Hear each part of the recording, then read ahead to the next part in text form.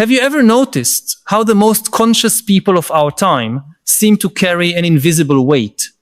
Those individuals who observe the world with greater clarity, who see beyond collective illusions, often experience a peculiar form of suffering that they rarely share with others.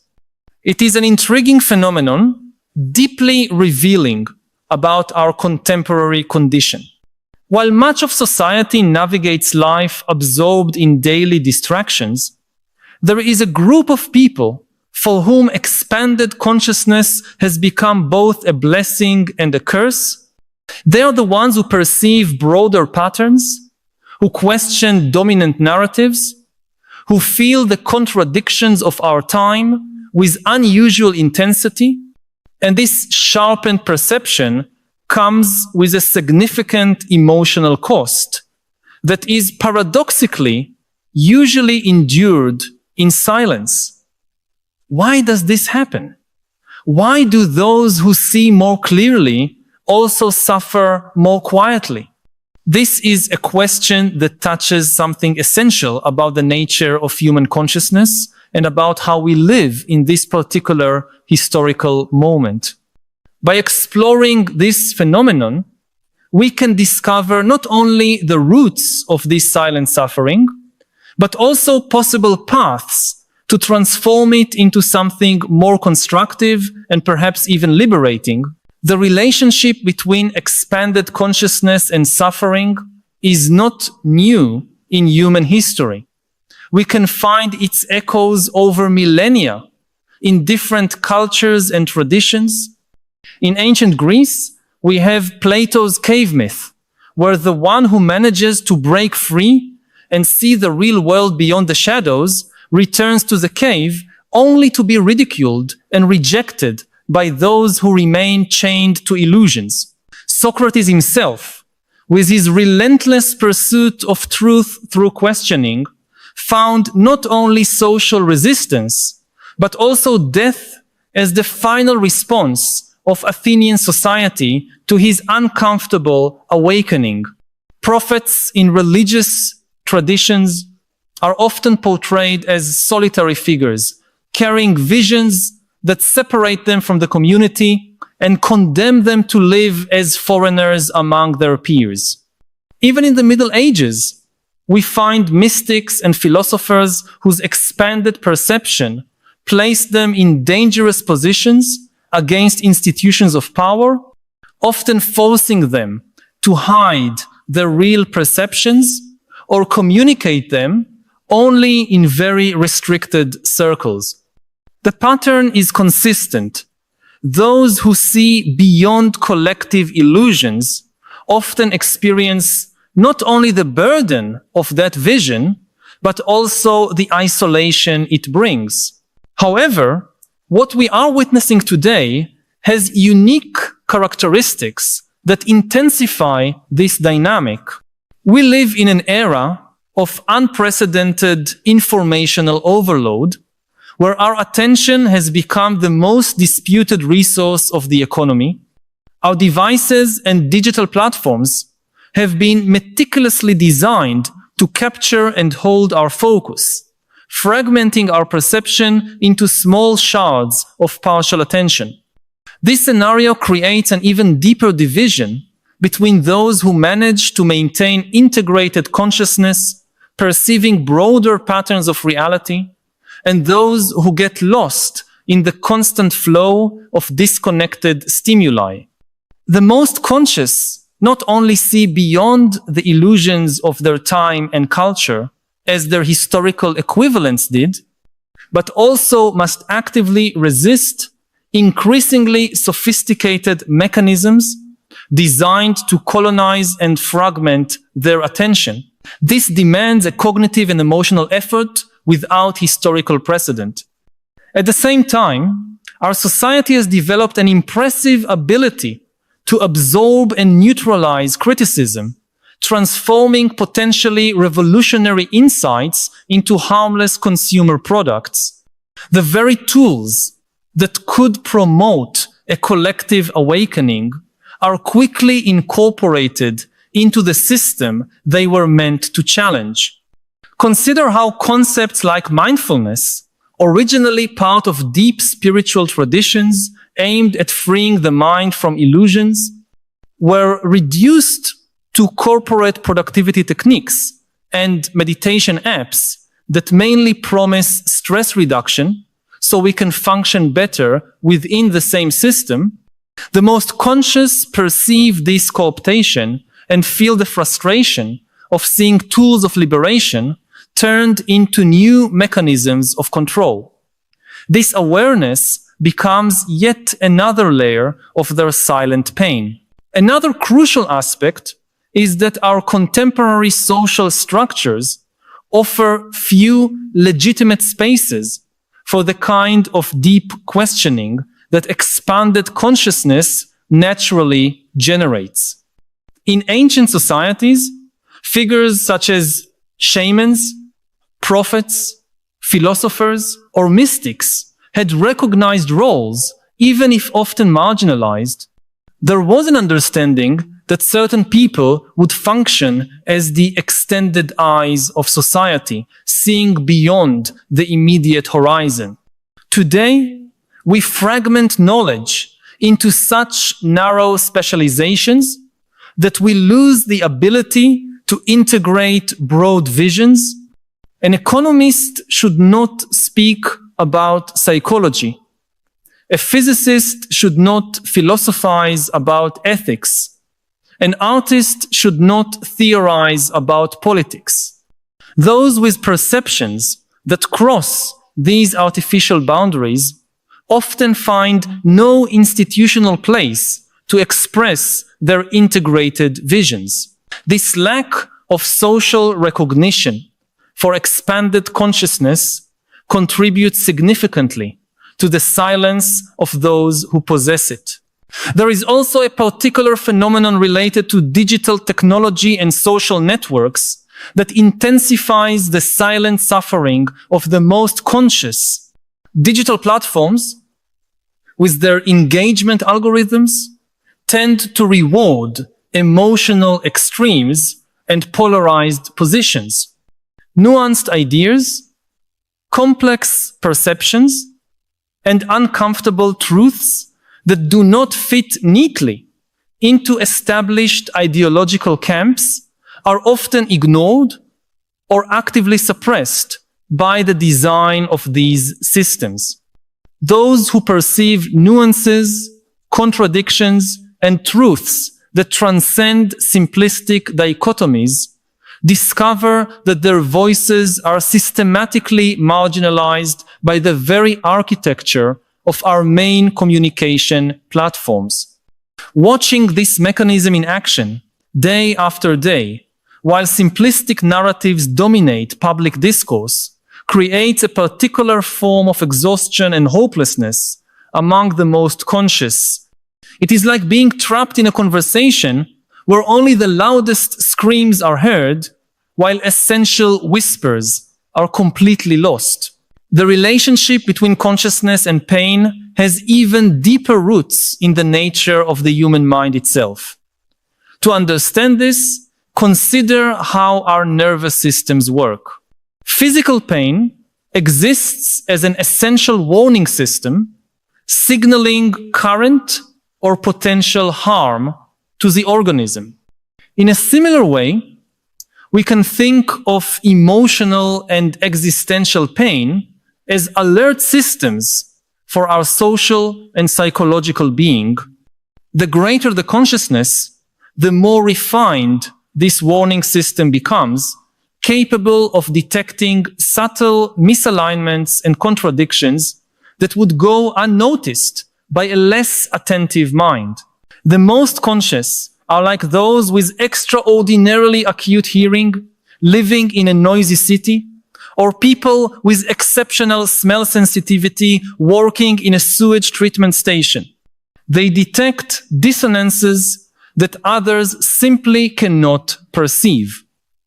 And this constant perception becomes a source of chronic suffering that is not easily understood by those around them. At the same time, there is an evolutionary aspect to this dynamic that deserves consideration.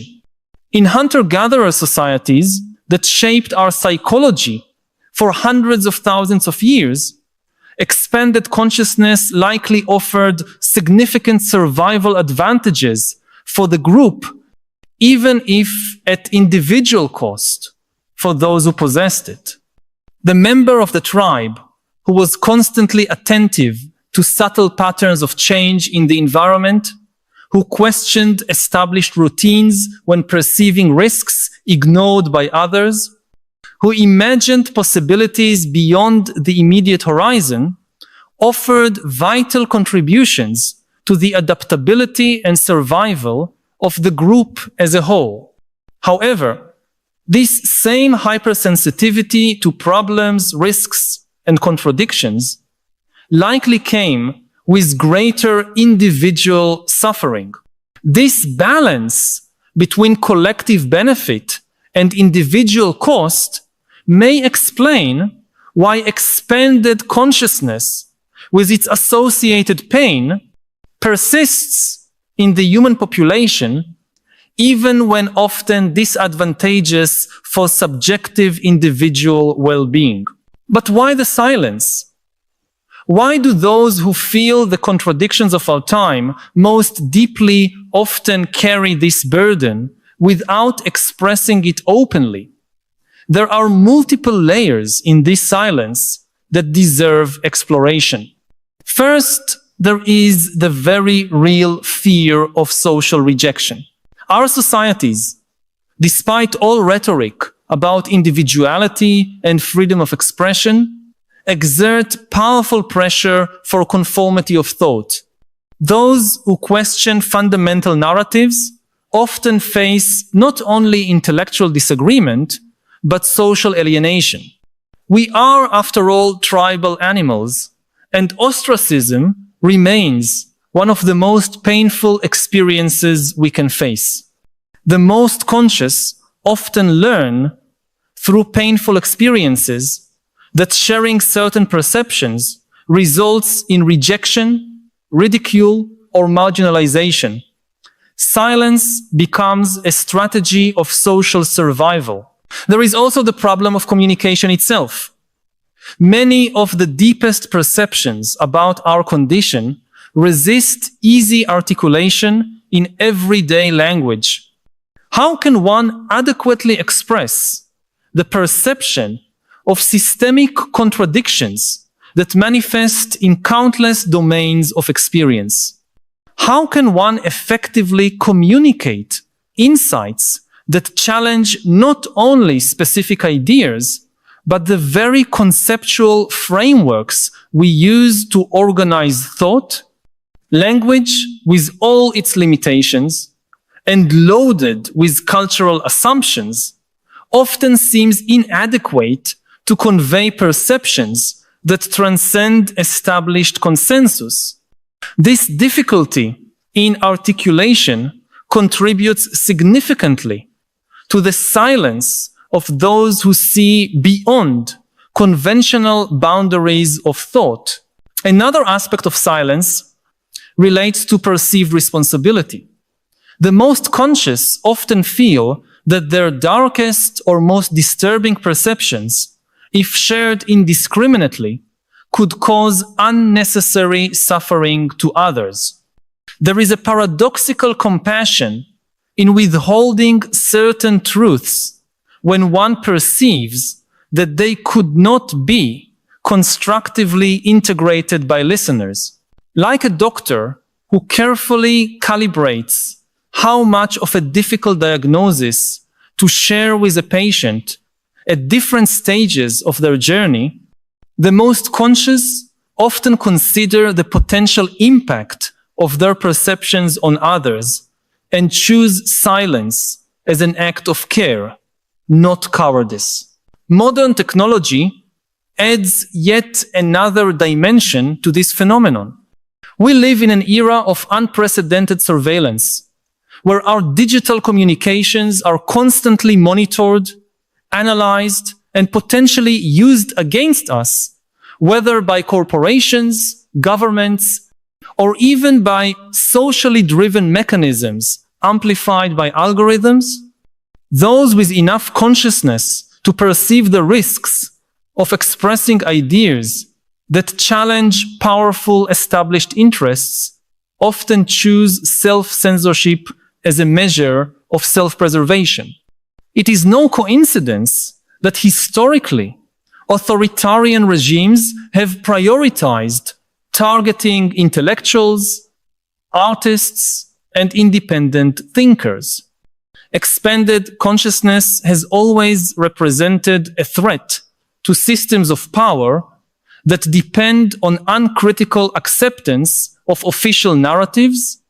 In the digital age, this dynamic intensifies through more subtle but no less effective mechanisms of control and suppression. There is also an economic dimension to this silence.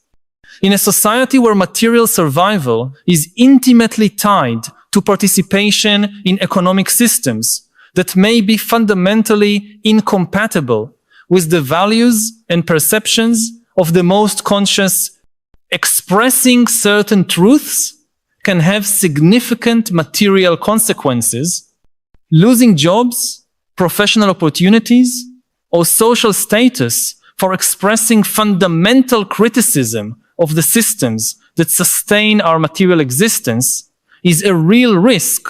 Thus, many of those with deeper perceptions of the contradictions of our time find themselves in an impossible position to participate in systems they consider problematic in order to survive materially while keeping their most critical perceptions silent to avoid economic repercussions. This constant cognitive dissonance between internal perception and external expression becomes yet another layer of silent suffering. However, perhaps the deepest and most disturbing aspect of this silence is the existential loneliness it generates. Humans are fundamentally social creatures, and our sense of reality is largely co-constructed through mutual validation. When we perceive aspects of reality that those around us do not recognize or actively deny, we experience a particularly painful form of isolation. It is like living in a parallel reality, partially disconnected from the shared social world. This experience of ontological misalignment, of inhabiting a perceptual world that finds no external validation, creates a unique form of suffering that transcends conventional psychological categories. It is not depression, anxiety, or any other easily classifiable diagnosis, but a pain born from the very act of seeing clearly in a world that prefers the comforting fog of shared illusions. It is also important to recognize that not all expanded consciousness necessarily leads to silent suffering. There are forms of heightened awareness that are celebrated and rewarded in our society, particularly those that can be channeled into technological innovation, competitive advantage, or consumable entertainment. A brilliant programmer who sees patterns others do not may become a billionaire in Silicon Valley. A financial analyst with exceptional perception of emerging trends may be richly rewarded on Wall Street. A filmmaker who captures social contradictions in accessible and commercially viable ways may gain acclaim and influence. The problem is not every form of sharpened perception, but specifically those perceptions that fundamentally challenge the power structures, cultural assumptions, and economic arrangements that sustain the current social order. It is this particular type of expanded consciousness, the one that questions the very foundations of the system, instead of merely operating more efficiently within it, that most often results in silent suffering. What then would be the path forward for those who carry this burden? How can the most aware navigate a world that often resists their deepest perceptions? First, it may be necessary to recognize the intrinsic value of this form of consciousness, despite the suffering it brings. In a world facing multiple existential crises, from ecological collapse to the risks of new disruptive technologies, we desperately need people capable of seeing beyond reassuring narratives and identifying fundamental problems before they become catastrophic.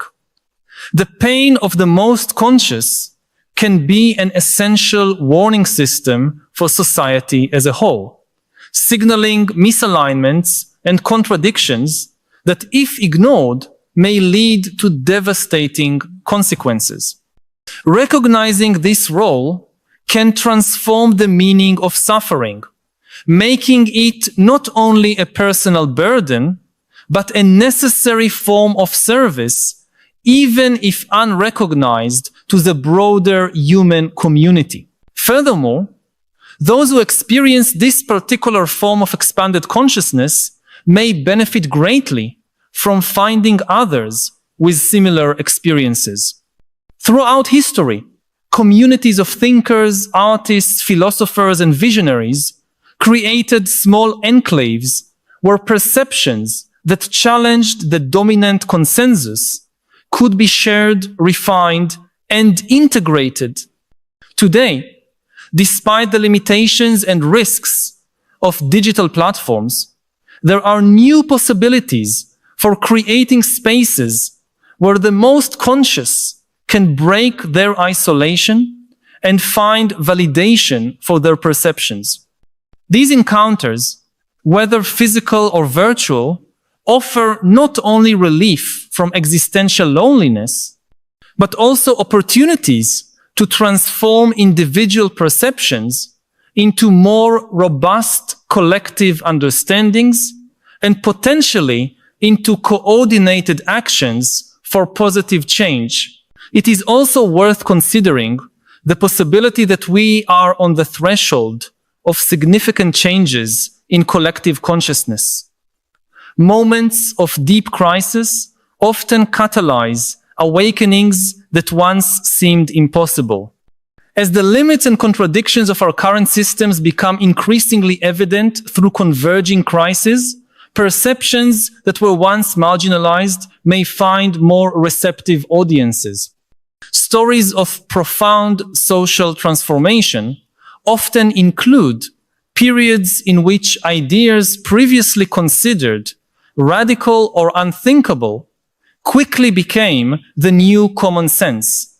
Those who kept these ideas alive during times of resistance and rejection played an essential role in providing conceptual seeds that could blossom when conditions changed. The silence of the most conscious may then not be a permanent state, but a necessary incubation phase for insights the world is not yet ready to fully receive. It is also important to recognize the potentially transformative role of art, literature, music, and other forms of creative expression in this context. Throughout history, art has served as a vehicle for communicating difficult truths in ways that bypass intellectual resistance and reach people at deeper levels than rational arguments. A powerful novel, a visually striking film, or an emotionally resonant song can convey perceptions that would be rejected if presented as direct propositions. For many of the most conscious, creative expression offers a path to break the silence without incurring the risks associated with more explicit communication. Metaphor, allegory, and aesthetic expression can serve as bridges between perceptual realities allowing difficult truths to be shared in ways that minimize resistance and maximize receptivity. In addition, we may consider the possibility that the suffering associated with expanded consciousness may itself serve as a catalyst for deeper personal growth and spiritual development. Many contemplative traditions suggest that suffering, when encountered with presence and acceptance, can open doors to even deeper dimensions of understanding and compassion. The pain of seeing clearly may paradoxically be the very portal to forms of consciousness that transcend the duality of suffering and joy. From this perspective, the challenge is not so much to eliminate the suffering associated with expanded consciousness, but to alchemically transform it into fuel for an even deeper awakening that can benefit not only the individual, but all those whose lives they touch. I want to pause for a moment to ask, do you also feel this deep disconnection in your daily life? This sense that even though we are more connected than ever through technology, something essential was lost along the way? I know it can be hard to put into words. Many of us carry this weight in silence, believing we are the only ones who feel this particular emptiness. But you are not alone in this. If this feeling resonates with you, share your experience in the comments. It can be as simple as writing, I feel this disconnection when, filling in with your personal experience. Your comment may be exactly what someone else needs to read today to feel that they are not alone in their struggle. Sometimes, naming what we feel is the first step toward transforming it. The issue of the silent pain of the most conscious also invites us to re-examine our understanding of mental health on individual and collective levels. In a society that increasingly pathologizes difficult emotional states and seeks pharmacological solutions to silence symptoms rather than address underlying causes, there is a real danger of classifying the pain associated with expanded consciousness simply as a psychological disorder to be treated and eliminated. However, this approach ignores the possibility that certain kinds of suffering may be completely appropriate responses to genuinely problematic circumstances. Psychiatrist and Holocaust survivor Viktor Frankl argued convincingly that the search for meaning, not the search for happiness, is the primary motivation in human life. From this perspective, the suffering associated with clear perception of difficult truths may be not a symptom of dysfunction, but an integral part of a life lived with depth and authenticity in challenging times. In addition, there is an important temporal aspect to consider. Frequently, those with more expanded consciousness are essentially living in a perceptual future, detecting emerging patterns and long-term consequences that have not yet fully manifested in the immediate present. This temporal asynchrony creates a particular form of alienation where one lives psychologically in a different time from those around them. Like the biblical prophet Cassandra, cursed with the ability to foresee the future but never be believed, many of the most conscious carry the weight of perceptions that time has not yet validated for others. This position between times, where one perceives current trajectories and their probable destinations, while the majority remains focused only on the present moment, creates a particular loneliness and a sense of responsibility that can be overwhelming. Digital technology, particularly artificial intelligence, adds another fascinating dimension to this discussion. As we develop systems increasingly capable of detecting patterns and correlations in vast datasets, we are essentially creating machines with limited forms of expanded consciousness in specific domains. A deep learning algorithm analyzing climate data may see emerging patterns of environmental change that would escape even the most attentive climatologists. AI systems analyzing social networks may detect emerging cultural trends long before they become evident to human observers. This raises profound questions. Could we use these technologies as extensions of our own collective consciousness, as tools to validate and amplify the perceptions of the most conscious among us? Or, conversely, will these technologies only accentuate the division between different levels of consciousness, creating new forms of knowledge reserved only for those with access and control over these systems? Education represents another critical area for consideration. Our current educational systems, with their focus on standardization, memorization, and preparation for existing job markets, often fail to nurture or even actively suppress forms of expanded consciousness.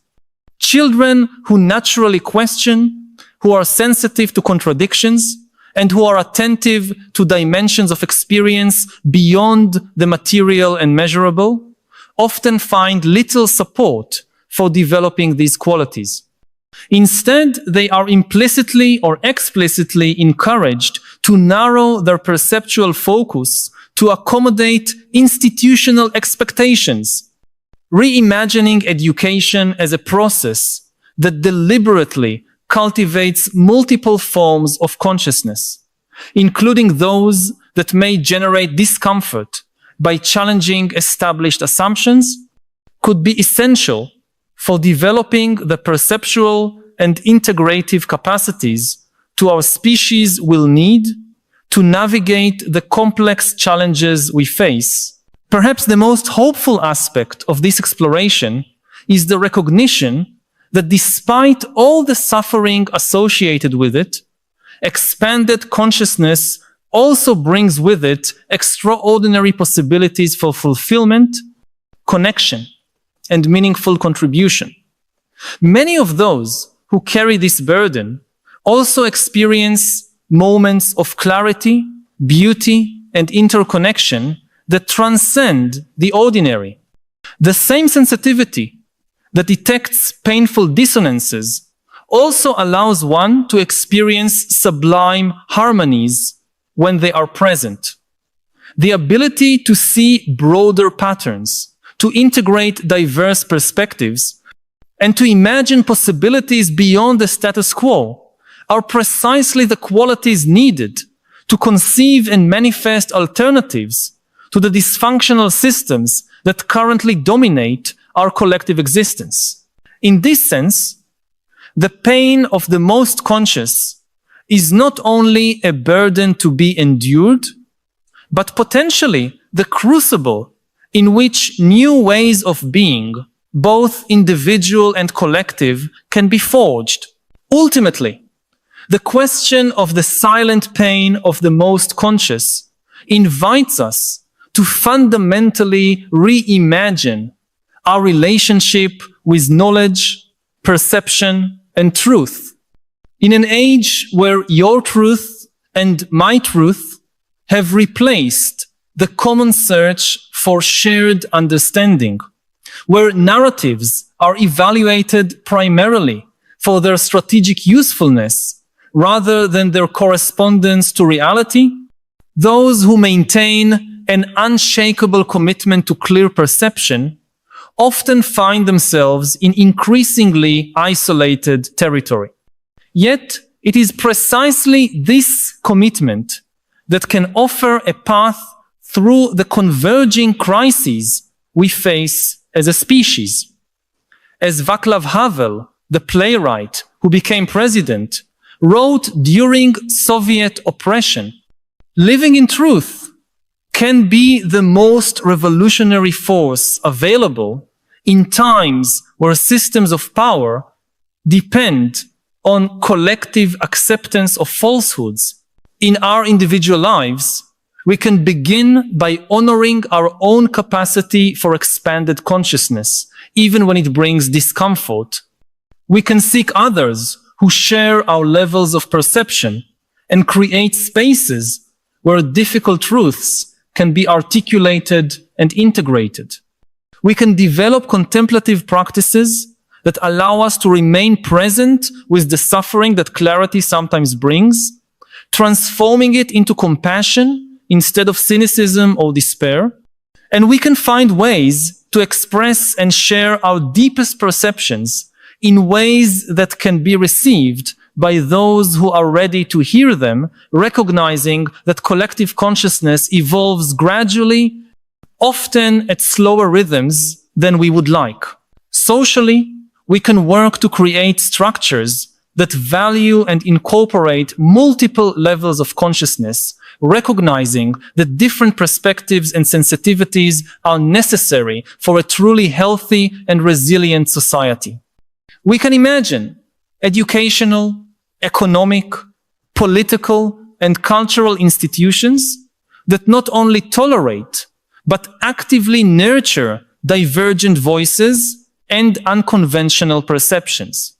And we can contribute to a culture that honors truth, even when uncomfortable, as a necessary foundation for facing complex challenges with integrity and collective wisdom. If these reflections have touched on something you have been feeling, but perhaps have not found words to express, know that you are not alone. By subscribing to the channel, you will connect with a growing community of people who share your concerns and your desire for a deeper understanding of the philosophical challenges of our time. Each week, we meet here to explore together the great questions that define our era and to seek not only understanding, but also wiser ways of living amid the transformations we are witnessing. This is not just a channel, but a space of dialogue and collective growth. Join us on this ongoing journey. Subscribe so that we can continue this essential conversation about how to live with more wisdom and purpose in a world that often leaves us disoriented and divided.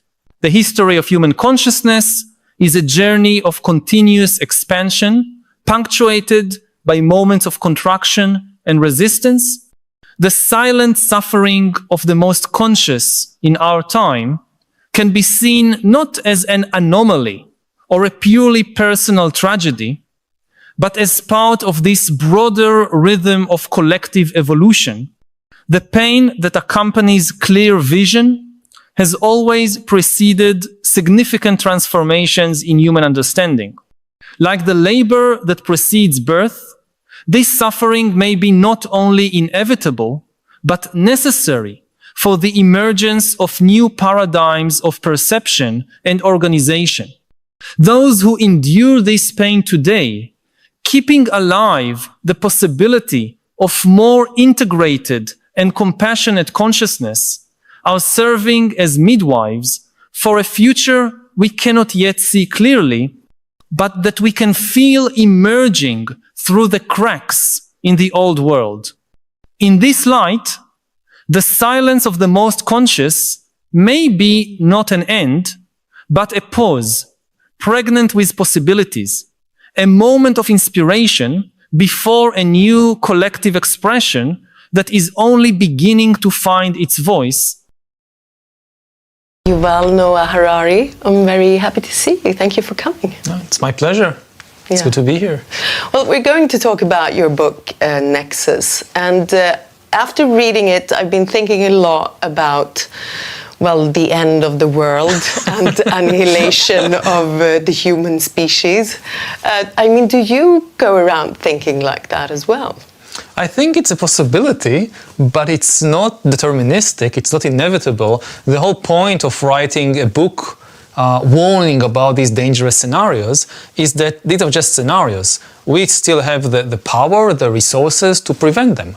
But, you know, every previous technology, in a way, empowered us. Even nuclear weapons, of course, they could destroy us, but only if we decide. Atom bombs empowered us because the bomb cannot decide who to bomb, who to kill. You always need a human being to make the decisions. AI is different. It's the first technology in history that can make decisions by itself, which means that it's no longer a tool, it's an agent. It's an independent agent.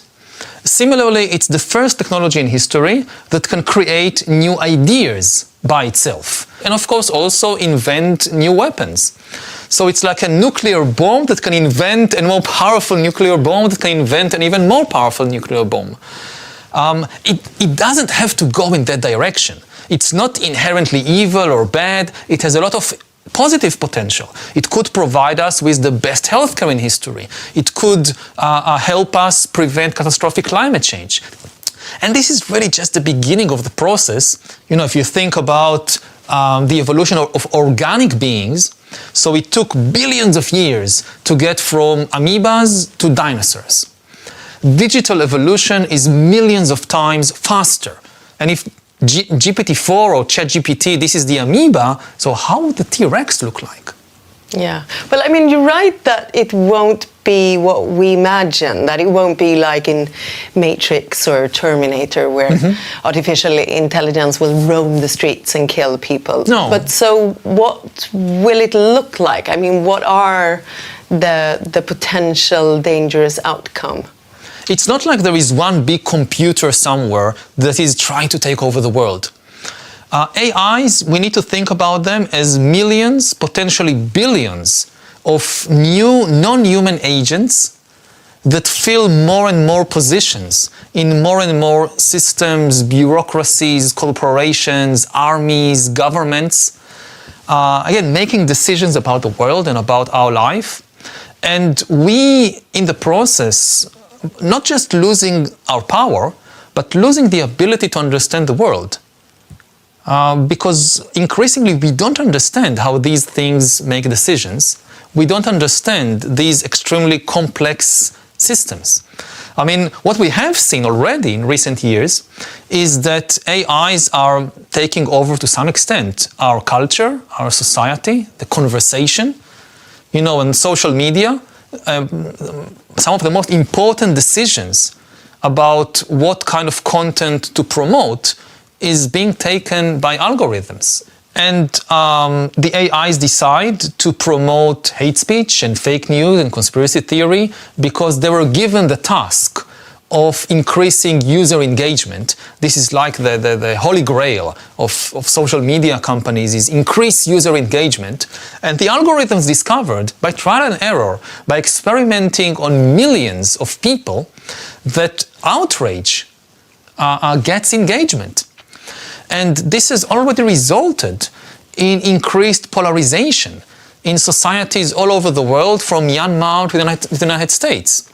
And again, this is just the beginning, because so far these algorithms were promoting content created by human beings. Somebody needed, a human being had to invent the conspiracy theory that then the algorithm promoted. Now, with the new generation of AIs, they can create the content by themselves. Well, do you also think, I mean, in Nexus you draw from history to predict or paint a picture of what might happen if we don't regulate AI now or soon. And I mean, you're right about the other technical revolutions, like the printing press and the industrial revolutions. What do you think is the most important lesson that we can learn from history to use today? I mean, there are two lessons. First of all, that if you create a completely free market of information, truth will not prevail. Truth is more complicated, more costly, more painful than fictions and lies and mythologies. You know, even as a journalist, you want to just invent some fictional story, that's very easy. You want to write the truth, you have to invest a lot of time and energy and effort. Similarly, if you think about the other side of the equation, the audience, for the audience to connect to a truthful story is often more difficult because reality is complex, it's complicated.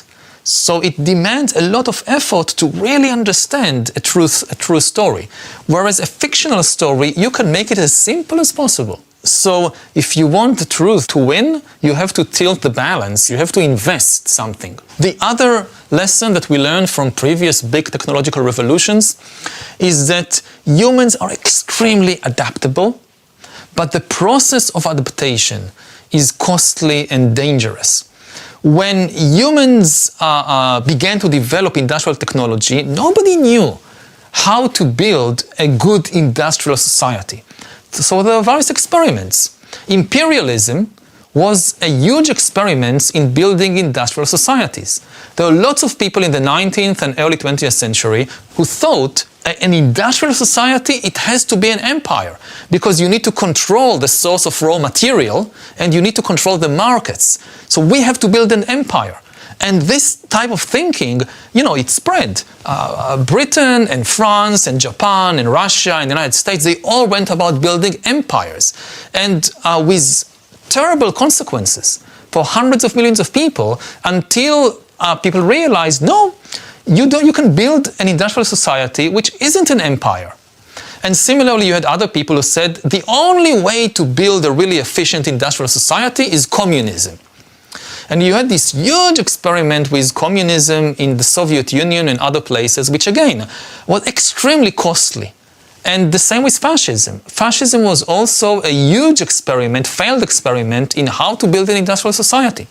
So you can say, okay, after all these experiments, after imperialism and communism and fascism and the two world wars, we finally got it right. And we can argue about it, but let's say that we got it right. If we have to go again through this process, this time with AI and bioengineering, we don't know how to build these kind of AI-based societies, so we have to go through another cycle of failed experiments, more imperialism and totalitarianism and world war, and in the end, we'll get it right. This is very bad news. So the historical lesson is don't just think about the end result. But do you also think that we can learn from literature? I mean, haven't we been warned by Mary Shelley, Philip K. Dick, William Gibson, Isaac Asimov?